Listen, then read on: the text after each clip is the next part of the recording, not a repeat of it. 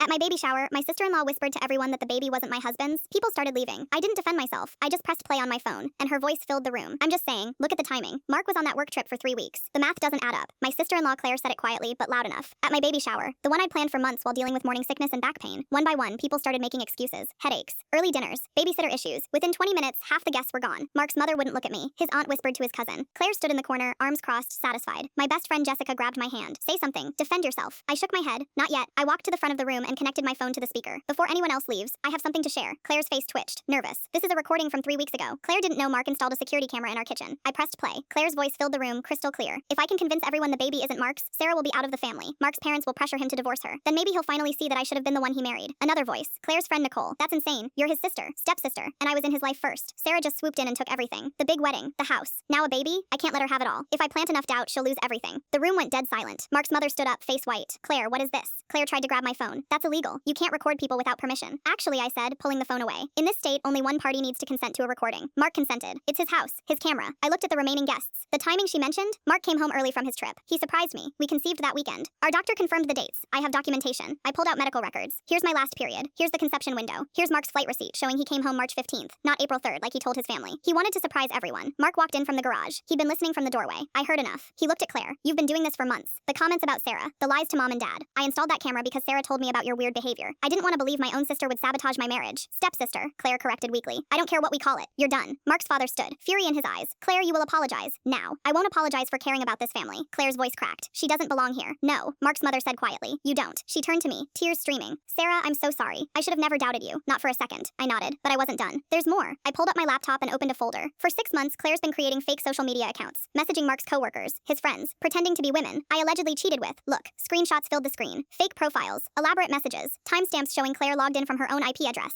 I hired a digital forensic specialist last month. This is evidence of harassment and defamation. My attorney says we have grounds for a restraining order and a civil suit. Claire backed toward the door. You're insane. No, I'm protected. There's a difference. Mark stepped in front of the door. You're not leaving until you tell everyone the truth. All of it. Claire's face crumbled. Between sobs it came out. The obsession, the jealousy, how she'd convinced herself that Mark had been hers first, that I'd stolen her future, how she'd planned to destroy my reputation so completely that Mark would have no choice but to leave me. When she finished, Mark's mother spoke. You need professional help, Claire, but you won't get it here. You're no longer welcome in this home, in this family. Claire looked around the room. No one met her eyes. She left without another word. The baby shower continued. Quiet at first, then warmer. Mark's family apologized, brought gifts, stayed late helping clean up. 3 months later, I gave birth to a healthy baby girl. She has Mark's eyes, his smile, undeniable. Mark's parents visit twice a week. They spoil her endlessly, still making up for doubting me. Claire sent one text after the birth. Congratulations. I didn't respond. Last I heard, she moved to another state. No forwarding address. Mark's family doesn't mention her anymore. Jessica asked if I felt bad about the recording, about exposing her so publicly. I looked at my daughter sleeping in my arms. She tried to destroy my family before it even began. I just made sure she couldn't.